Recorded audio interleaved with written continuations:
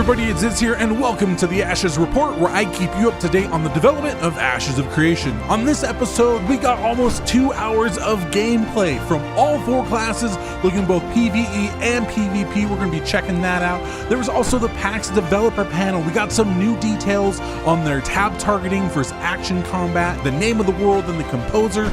We also got Alpha Zero info. This is the alpha that's starting at the end of this year. Tons of new information right now. Now, the first thing we're gonna look at is actual gameplay. In-game, that's right, captured from the stream. I got all 4 classes for the PvE and PvP. We got the tank, the cleric, the mage, and the ranger. If you wanna see those links, go down below. I put together a video for each of them. So the PvE is like 60 minutes, the PvP is like 40 minutes. I know there's some videos already out on the internet, but I put them together, condensed them all together, so you guys can watch that for your convenience. And looking at this footage, I was excited. I thought it looked great. And I know I said that a few weeks ago in my last video, and guess what? The internet didn't like me being positive. Who would have guessed? You're positive on the internet and people call you a fanboy and a white knight and all this stuff. And that's fine. You don't hurt my feelings, internet trolls. But listen, you gotta know, this stuff is only 90 days old. That's right, they made all this stuff in 90 days since the Kickstarter, and that's what I'm judging it on. I've played other games in pre-alpha. I've played games that were super early in scene, and if you compare this to any other recent Kickstarter game, you look at Camelot Unchained, Crowfall, Chronicles of Illyria, who have years and years on top of this game, you have to say it looks great. Now, I know some people have worries and different things, but the devs have already said they're working on it. They're fixing it. This was 90 days. This isn't finished. If this was a finished product, you know I'd be saying, what is up with this, right? Anybody who's been on my channel, watch my live streams, you know I have no problem calling it out when it looks crappy. I have no problem saying, this is stupid, you gotta change this, calling out devs on their BS. But listen, it is a 90-day pre-alpha, and some people act like, oh, I know it's pre-alpha, but then they still come out with 10-minute long videos and big page-long reports on what they need to fix. And I feel like those people don't understand. Pre-alpha, things are going to change a lot. This was a first iteration, so people would have something to play, okay? And the devs have said they're going to adjust it. They're going to work on it. They're going to polish it. It's going to get smoother. It's going to feel better. All that stuff they're going to do. And so when you go out there and you see the internet and you see all these trolls and saying how it's terrible or what all this stuff, remember, first of all, they probably never even got to play the game. Even if they did, it was a 10-minute demo at PAX, right? And so you can't really base their opinions trying to give critical feedback and how to fix something when they've never even touched it. That you can't really take their point. Now, I will say I thought it looked great. And again, I'm comparing this to other games I have seen, other early things in work. And what I see is a strong, good foundation that they can build on. And this is definitely helped by the fact they're using the Unreal Engine that got them up and running very quickly. The Unreal Engine could potentially have some other problems with multiplayer, but it gives us a great starting point. They also have some great devs they brought in, so they were able to do very, very fast, rapid development. And watching this, it got me excited like other games I've seen. I remember years ago when Guild Wars 2 first started coming out and they were showing it like PAX and Gamescom, and I was like, yeah, this is a game I want to play. This is something I'm interested in and excited about. And that's what this did for me. So if you want to see the whole thing, the PvE and PvP gameplay, don't forget they're down in the links below. Check those out. Next up, we're going to talk about the PAX panel they did titled Making MMOs Great Again. And there is a ton of information in here. It was a great panel to watch. I have a link to that down below. Go check it out for the full thing. Lots of stuff that stuck out to me though, and some really important stuff I want to jump into here. First, and we're going to talk about this more in a moment, but the Alpha Zero date is December 15th, 2017. They revealed that. It was really funny because some of the developers didn't even know that yet. So when Steven announced it, they were like, oh, okay, I guess we have no life for the next 3 months. Alpha Zero, again, we're gonna talk about that more in a moment, but that was a big reveal. Also, and I know some people don't care, but I think this is huge, is the composer for Ashes of Creation. All the music we've heard so far has just been like kind of stock music you can get on websites. That's why you might have heard it on different commercials and things like that. They have an official full-time composer that's going to be making all the music for the game, and it is Bear McCreary, and he made the music for Battlestar Galactica. He made the music for Walking Dead. So this is a for real, legit, big time composer, like not some guy in his mom's basement making music. Like, this is legit. And I know a lot of people turn off their music, but I love music. Music is hugely nostalgic. When you go into a town and you have that town music pop on, and like, this is great. And this is who Steven actually wanted. He said there was his #1 composer, and so I am super excited. We're gonna get a lot of hopefully awesome music in the game. Next was one thing I thought was interesting. They've kind of talked about this before, but someone mentioned endgame rating and multiple classes, all this stuff. And Jeff and then Steven said, endgame is a bad word. They don't like the term endgame. They talk about how they're going to do monthly and quarterly updates with new sort of, content and stuff that comes out.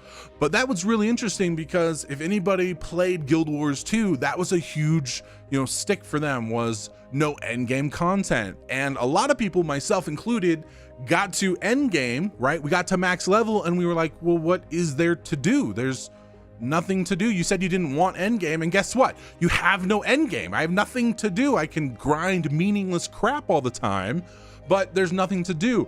So when they say endgame in Ashes of Creation, for a moment it gives me pause, like, oh, wait a minute, is that a bad thing? But what they're talking about is there will be high level difficult content with stuff for you to do, right?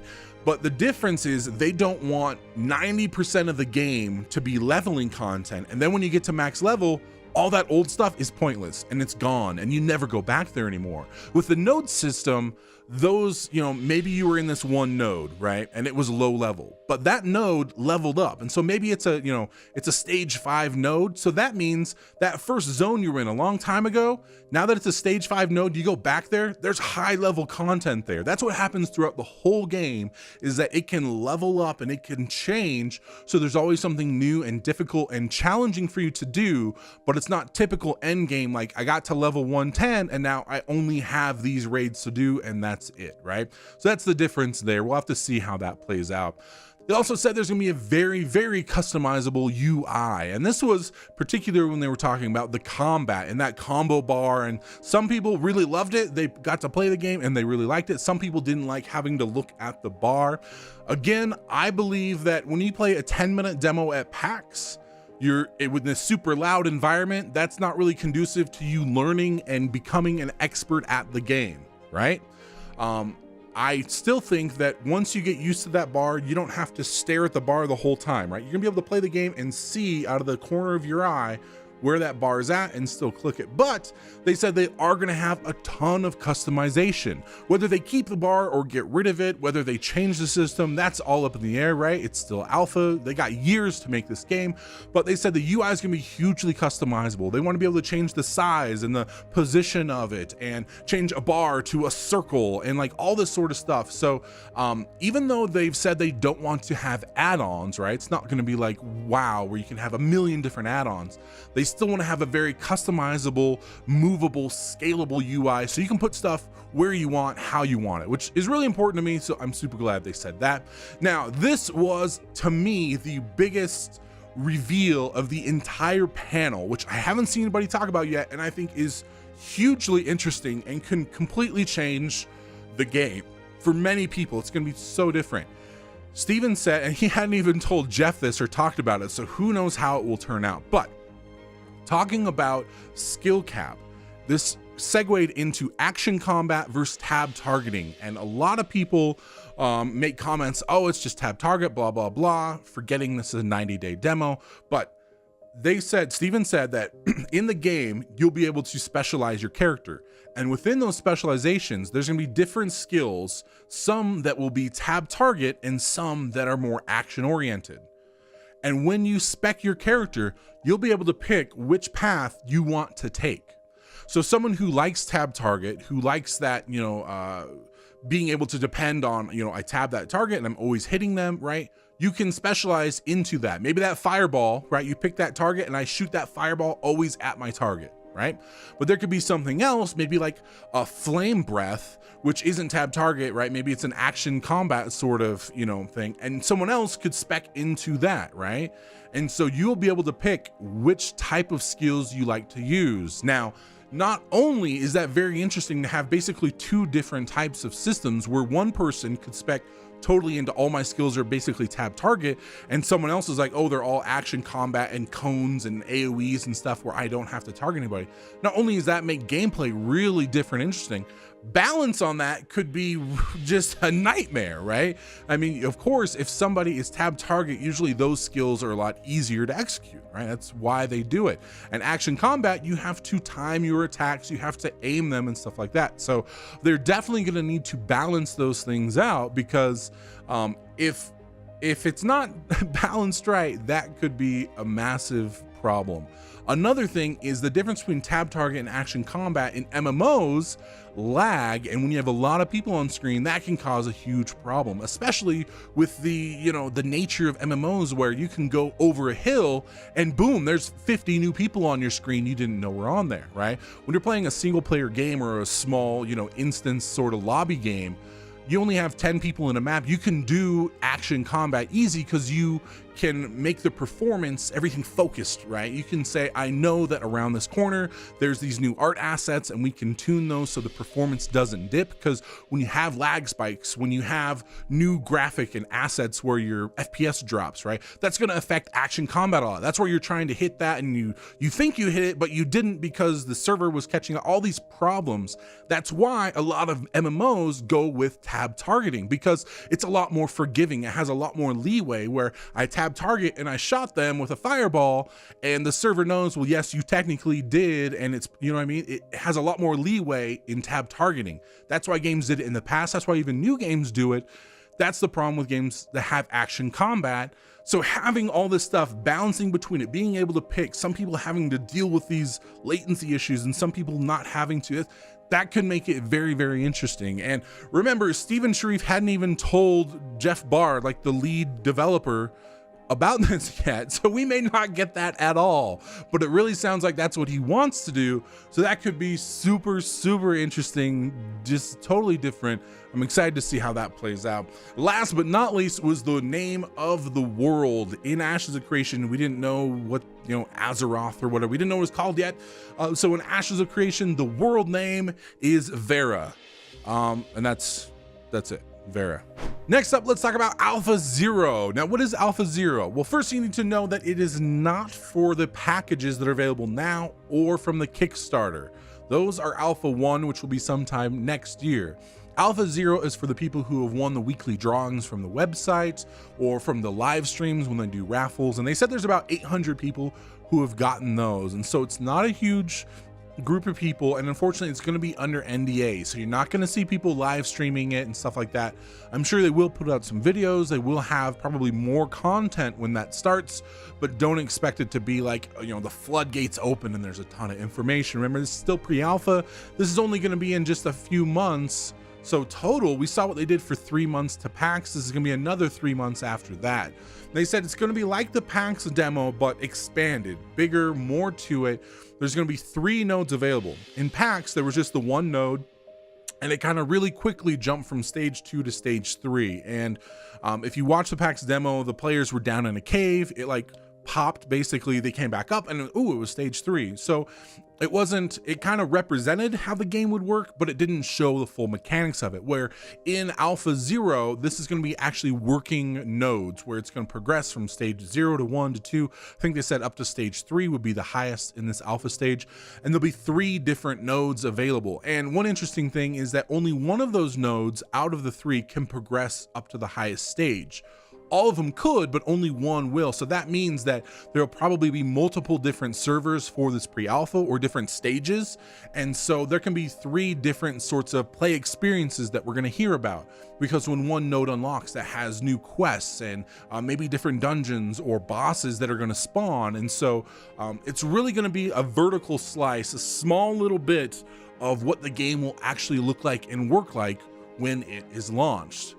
They said you're going to start in a new zone as well, something we haven't seen. The Empyrean, which are one of the elves, we're going to get their starting area with their gates, right, their portal into the world. They said there's 4 portals that are going to be in the world total when it is, you know, fully launched and released. So we've seen one kind of already. There's some footage out there. This will be another one. So we have the humans. This is going to be the elves starting area. They said there's going to be 3 different environments. There's a forest, there's floodplains, and the desert sort of area like we saw in the PAX demo. So we get to see some new environments, some different assets, which I'm excited for. There's going to be 2 different races. There's the humans we've kind of seen, and then the elves we talked about. You can pick between male and female. There won't be character customization, but you can pick between those. And then the same 4 classes we have, which are the tank, the cleric, the ranger, and the mage. They said just because those are the ones they're showing doesn't mean they haven't worked on the other ones at all, right? It's not like they've totally forgotten about them. These are just the ones that they're progressing the most, or the most advanced. They're gonna have the most skills and animations, so that's why they're keeping those. And there's gonna be a little bit of progression. They say you can go from level 1 to 10. There's gonna be mobs you can kill and quests. They're gonna drop gear. And remember, this is gonna be very early, so they're not gonna have, you know, 100 different types of interesting monsters and, you know, a billion quests and all this different unique looking gear, right? It's going to be small, pared down. There'll be a few different variations of each of these, you know what I mean? And then over time, they build up more and more assets. They said there will be 3 open world dungeons, which should be interesting. I don't know if those are tied to the nodes, so maybe 1 per node. And then also skill progression as well. So as you level up 1 to 10, we'll get a little idea of how skill progression is going to look, because in the PAX demo, everybody had just the same skills, but there's obviously a lot more to it than that. It's going to be, I would imagine, think of maybe like Elder Scrolls Online or something like that, where you level up and you get points, and then you can pick what kind of skills you want to pick. So they talked about how you could have like a shield bash, and there might be multiple skills, but let's say you put all your points in the shield bash, that shield bash would get stronger and stronger and stronger because you're focusing on that. And then maybe it could split to between maybe a knockdown or like a bleed. So we'll get to see a little taste of what customization is going to look like. Unfortunately, there's an NDA, so I don't know how much information we're going to get, but obviously we're going to get some more information. It's great to see the game progressing. Cross your fingers. I haven't gotten Alpha 0 yet, but I hope I do. Good luck to all of you. If you weren't able to make it to PAX, don't worry. Ashes of Creation put out a recap video from each of the days. So I'll have a link to all 3 of those videos down below. And it's really pretty great. I didn't get to go to PAX. I actually haven't been to a convention before. You know, I've watched streams and stuff, but it's great they did this recap. They show, you know, putting the whole booth together. They show people in line. They get interviews and this sort of stuff. They're short, just a few minutes each. But if you want to watch those and get, you know, kind of feel like what it was to be there, you get to see a little bit of the gameplay as well. You get some little bit of commentary from the developers. So fun, quick little recaps. I already said that down below. Last but not least, I want to go over the live stream Q&A they just did on the 15th. Tons of good questions. A few that stuck out to me. First was some merchandise. If you weren't able to get to PAX and buy stuff they had there, don't worry. They are going to have the merchandise on their website soon. And they always say soon, trademark, and you'd have no idea. Is that soon a week, soon a month, soon a year? Because it seems like soon is really any time they want it to be. But on this one, they actually gave a little bit of a time frame. They said, hopefully merchandise will be on the website soon next week. Could be a little bit longer in there, but that's what we're looking at. Maybe a week or 2 sort of time frame. So if you want a hat, make MMOs great again to trigger your neighbors. If you want a hoodie or a t-shirt, it should be on there soon for you. Also, they had a question about open world objectives. Someone asking specifically about persistent things to always fight over. So think, you know, you log into the game, you say, hey, I want to kind of fight some other people for something and take control of it. What can I do? And different games have had different versions of those. And this was really interesting because it was a hard question for the developers to answer. This isn't something where they just say yes to everything. And so they thought about it and they worked it and they said, no, really, there's not a persistent, always sort of static structure that you can always fight over, right? There's not a quarry or a tower or something like that, because the nature of Ashes of Creation is that it's a dynamic, changing world. And so, yes, there will always be things you could go and do. And PvP, remember, the game is open world. You can flag up and kill people. There's going to be caravans running all the time that you can go and fight over, because those are open world zones.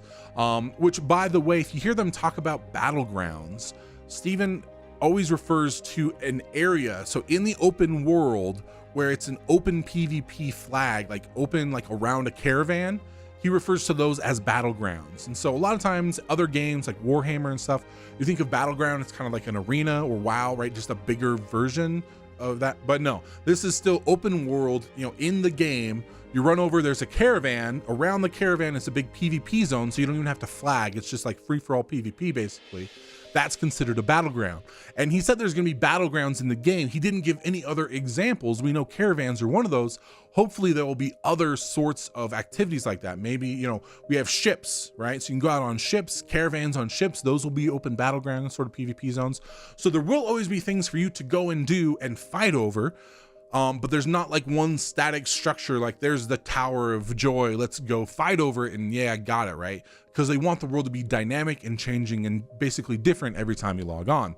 Lastly, one thing I thought was really interesting, someone asked if you could make a Tolnar, right, the underground race, if you could dig a diggy hole and make like an underground cavern for your home. And they said no, absolutely, unequivocally, no, that is not going to happen whatsoever, which I know is unfortunate, right? We're not trying to squash someone's dreams, but they said there are going to be no voxels. And again, I love to hear them say no, because they have a clear defined vision. And they even said this, that they know what they can and what they can't do. And to say, sure, we can do voxels, they said would just basically make the game explode. The engine and the server and their engineering team, that is just such a monumental task to make the world, you know, where you can dig into it and change it. And like, they said, no, that's not going to happen. Unfortunately, sorry for you. But that's good in the sense that they know what they can accomplish, what they want to accomplish. They're not, you know, no feature creep. So that is a good thing. To see my most recent video, click there on the left. Another one you might like is there on the right. Don't forget to like, share with your friends, and subscribe for more content. Thanks so much for watching. I'll see you next time.